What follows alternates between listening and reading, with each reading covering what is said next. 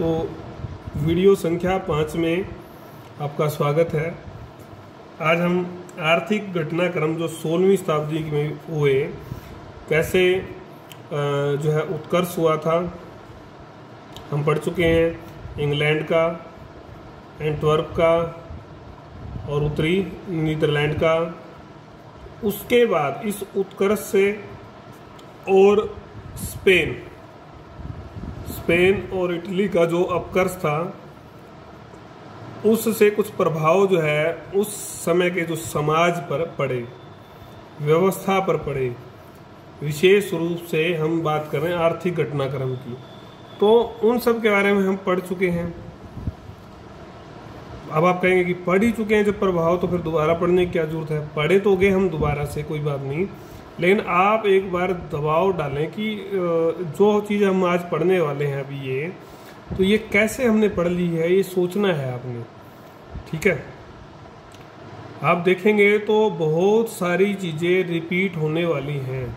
अगर आप चीज़ों को ढंग से समझ लेंगे तो आपको रिपीटिशन ना तो सुनना पड़ेगा और ना करना पड़ेगा। और एक बार कोई टॉपिक जो है ध्यान से समझने से आपको क्वेश्चन किसी तरह से भी घूम के आ जाए, बदलाव के साथ आ जाए, आप विचलित नहीं होंगे। तो ये आपने देखना है कि समझना आपने है। तो जो ये घटनाक्रम हुआ, हम बात करेंगे इसके प्रभाव की, तो इसके दूरगामी जो परिणाम हुए समाज पर, व्यवस्था पर, अर्थव्यवस्था में, पूरे विश्व पर ही, खासकर यूरोप पर, और लेकिन पूरे विश्व पर ही आने वाले समय में इसके दूरगामी प्रभाव जो है पड़े। तो पहली बात हम करेंगे भूमध्य अर्थव्यवस्था का पिछड़ापन। आपने पहले स्पेन और इटली का अपकर्ष पढ़ा था, कैसे कैसे वो लोग चढ़े। पहले कैसे वो 15वीं शताब्दी का जो प्रारंभ था उसमें उन लोगों ने उन्नति की थी। कैसे उन्होंने मसालों का व्यापार, कैसे उनका एकाधिकार था, ये सब चीज़ें आपने पढ़ी थी। कैसे उनके जो है अमेरिका और एशिया से संबंध थे। भूमध्य सागर के जो क्षेत्र में जो नगर थे उनके वो फलने फूलने लगे थे। ये सब चीज़ें हो रही थी, जनेवा, बार्सिलोना, मार्सलेसी। लेकिन धीरे धीरे क्या हुआ कि जो है ये सारी समस्या ये जो है उल्टी पड़ गई और समस्याएं खड़ी हो गई और ये पतन होना शुरू हो गया। यही हमने पढ़ा था कि वहाँ जनसंख्या वृद्धि हो गई थी। ध्यान होगा आपको, पहला जो लेक्चर है उसमें है जनसंख्या वृद्धि हो गई। फिर खाद्यान्नों की समस्या आ गई, खाने के लिए ही अनाज नहीं था, खाद्यान्न समस्या। तो उद्योगों की स्थिति भी बिगड़ने लगी और धीरे धीरे जो और अन्य कारण हमने पढ़े थे कि परजीवी बन गए थे, नई तकनीक नहीं लेके आते थे, कृषि व्यवस्था में कोई सुधार नहीं किया उन्होंने, बहुत सारी चीज़ें हमने पढ़ी थी। और स्पेन में जो सोना चांदी जो आया उसका लाभ उन्होंने सही तरह से नहीं उठाया, ये सब हमने पढ़ा था। तो इस सारे का न करने के कारण से जो इसका लाभ है वो यूरोप के जो देश थे, विशेष रूप से हम बात करें तो हॉलैंड और इंग्लैंड, वो आगे निकल गए। उन्होंने प्रतियोगिता में जो है हिस्सा लिया और वो आगे निकले। भूमध्य सागरीय जो ये उसके पास के प्रदेश थे, स्पेन और इटली, वो इस प्रतियोगिता में असफल हो गए, पिछड़ गए। और धीरे धीरे ये जो क्षेत्र है विकास का, प्रगति का, ये अटलांटिक देशों की ओर सरक गया। अब हम बात करते हैं अटलांटिक क्षेत्र की अर्थव्यवस्था में गतिशीलता। इसका पिछड़ापन और इसकी गतिशीलता एक दूसरे के पूरक हैं। हमने पढ़ा कि कैसे धीरे धीरे समुद्र पारी जो व्यापार बढ़ने लगा था, उस व्यापार के बढ़ने के कारण से अनेक नगरों का उत्थान हुआ, ये भी हम पढ़ चुके हैं। चाहे वो आपके लंदन थे, वो अन्य नगर एम्स्टर्डम थे, वो सब हम पढ़ चुके हैं। पेरिस था, लंदन, पेरिस, ये सब आप पढ़ चुके हैं। तो यहाँ पर क्या हो रहा था कि धीरे धीरे अंतर क्षेत्रीय व्यापार का भी विकास हुआ। समुद्र पारीय जो व्यापार था उससे तो विशेष लाभ हुआ। बाजार का विकास हुआ तो अर्थव्यवस्था में उछाल आया, अर्थव्यवस्था का विकास हुआ। और सोना चांदी का जो आयात के कारण मौद्रिक व्यवस्था, सोना चांदी भी आया व्यापार से, तो मौद्रिक व्यवस्था में एक विशेष सुधार हुआ कि मुद्रा का ज़्यादा प्रसार होने लगा। हालांकि वस्तु विनिमय भी चल रहा था, लेकिन इसकी भूमिका बढ़ गई थी। और धीरे धीरे एक साख प्रणाली भी आई, क्रेडिट प्रणाली, जैसे क्रेडिट कार्ड होता है आपका, उसका भी प्रचलन हुआ। तो अधिकतम जो भुगतान है वो अब मुद्रा के रूप में होने लगा था। प्रयोग जो है मुद्रा हुई भुगतान में। इस सारे का प्रभाव क्या पड़ा कि कृषि और उद्योग जो है ये भी विकसित हुए। ये हमने बात की, ये हम पढ़ चुके हैं दोनों बिंदु। फिर इस सारे से जब ये दोनों घटनाक्रम हुए तो भूमध्य व्यापारिक क्रांति आई, वाणिज्यवाद आया। वो कैसे आया? वही बात है कि पुर्तगाल और जो स्पेन थे, वही जो पुरानी बात है कि इन लोगों का कब्जा था मसालों पर। लेकिन जब भौगोलिक खोजें हुई और कुछ परिवर्तन जब समाज में आए तो अरब जो निर्भरता थी वो ख़त्म हो गई। यूरोपीय व्यापारियों की जो अरब व्यापारियों पर निर्भरता थी एशियाई सामान के लिए, क्योंकि अब नए मार्ग खोज लिए गए थे।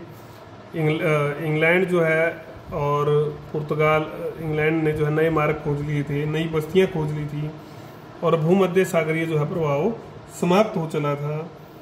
इस सारे से जो है इनका जो एकाधिकार था इटली का और अरबों का जो एकाधिकार था वो टूट चुका था। अब हॉलैंड, इंग्लैंड, फ्रांस अंतर्राष्ट्रीय व्यापार में आगे निकलने शुरू हो गए थे। ये पश्चिमी यूरोपीय देश संसार के मुख्य महाद्वीपों से समुद्री जहाजों द्वारा अनेक प्रकार की वस्तुएं बड़ी मात्रा में लाने, इंग्लैंड, फ्रांस और आपका हॉलैंड, ये समुद्री जहाजों के द्वारा आयात निर्यात लाना और ले जाना, तो यही होता है ना। तो बड़ी से बड़ी, छोटी से छोटी वस्तुओं का ये व्यापार खूब मात्रा में करने लगे। जब चीज़ें एक दूसरी जगह से आएंगी जाएंगी, व्यापार होगा।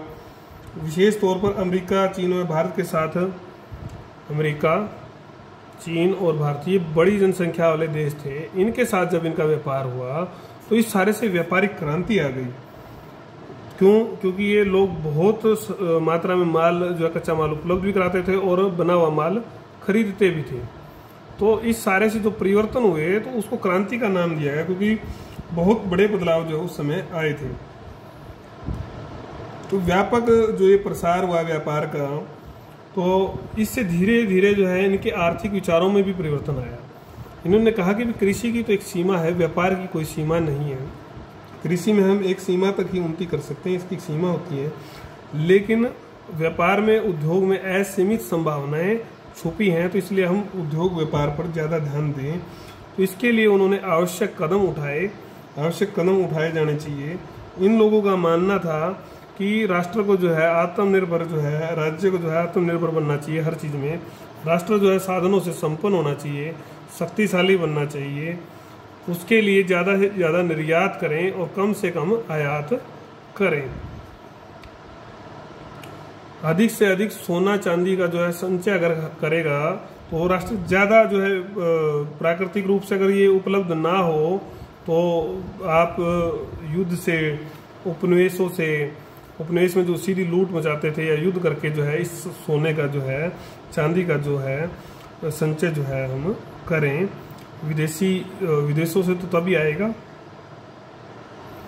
इस सारे के लिए युद्ध और उपनिवेशों की स्थापना को भी उचित बताया गया, और उसी का जो प्रभाव था कि एक भावना प्रबल हो चली।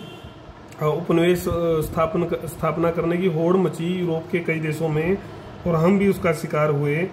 तो ये जो आर्थिक प्रणाली, जो ये विचार आया, ये आर्थिक विचारों का जो समूह है, इस का जो नाम है वो वाणिज्यवाद दिया गया।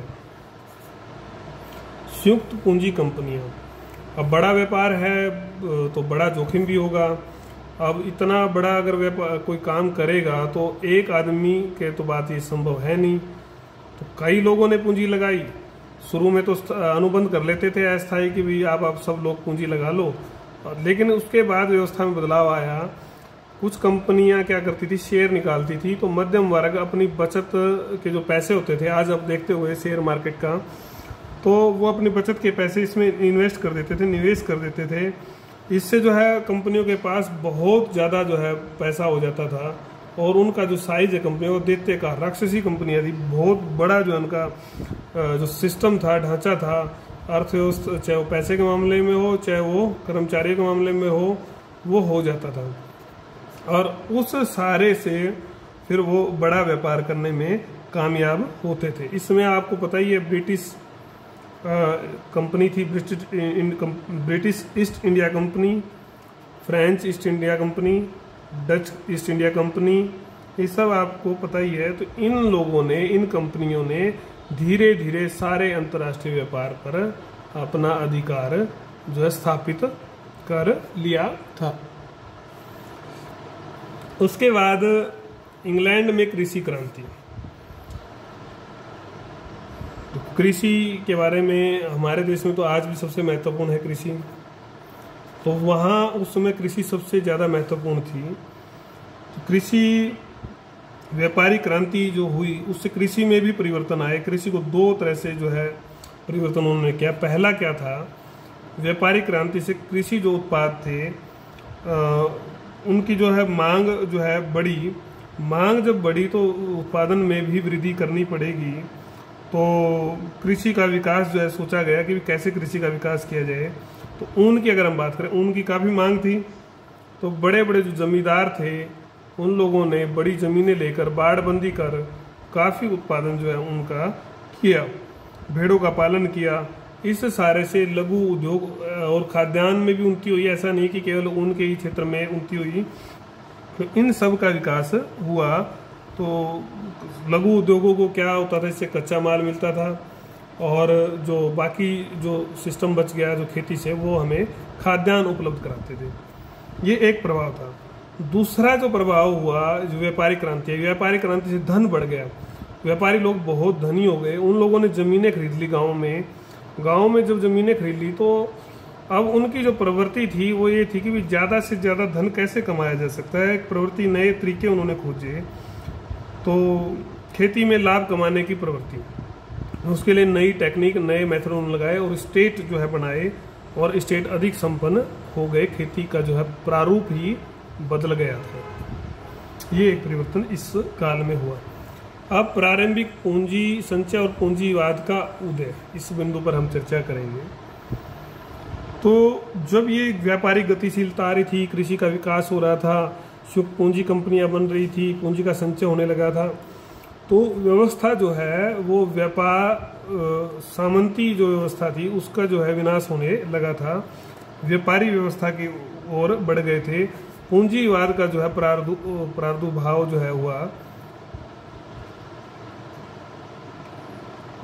संयुक्त पूंजी कंपनियों ने व्यापार वाणिज्य में शामिल होकर उपनिवेशों की स्थापना जो है ना कर ली थी।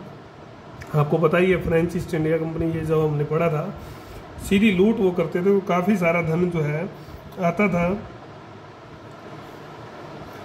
और साथ में वहाँ जब इन्होंने उपनिवेश बनाए, तो वहाँ पर इन्होंने कच्चा माल तो वहाँ से लिया, और बना बनाया जो माल है वहाँ पर बेचते थे, तो मांग बढ़ गई। तो नए नए फिर तरीके अपनाए गए और तकनीक आई। उस सारे से औद्योगिक क्रांति का जन्म हुआ, और उस औद्योगिक क्रांति को जन्म देने वाला जो वर्ग था वो थे उद्योगपति, पूंजीपति।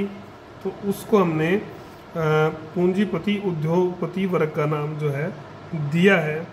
उन सब ने, उनका जो उद्देश्य था वो तो यही था कि अधिक से अधिक लाभ कमाया जाए। ये इस समय में मतलब इसके कारण से बाद में फिर पूंजीवाद जो है अपनी चरम सीमा पर भी पहुंचा। कुल मिलाकर अटलांटिक क्षेत्र जो है वो आर्थिक गतिविधियों का केंद्र बन गया था, जहां पर व्यापार, वाणिज्य, कृषि, उद्योग सब क्षेत्रों में बड़े जो है परिवर्तन हो रहे थे, और इसने पूंजीवादी उदय का जो है रास्ता साफ कर दिया था। अब समाज के लिए अगली जो विचारधारा थी वो पूंजीवाद की उदय होने वाली थी। अगला पाठ हम पढ़ेंगे प्राचीन औपनिवेशिक व्यवस्था के बारे में। तब तक आपको कोई भी प्रॉब्लम, कोई भी आपका क्वेश्चन हो, आप मुझे लिख कर भेज सकते हैं।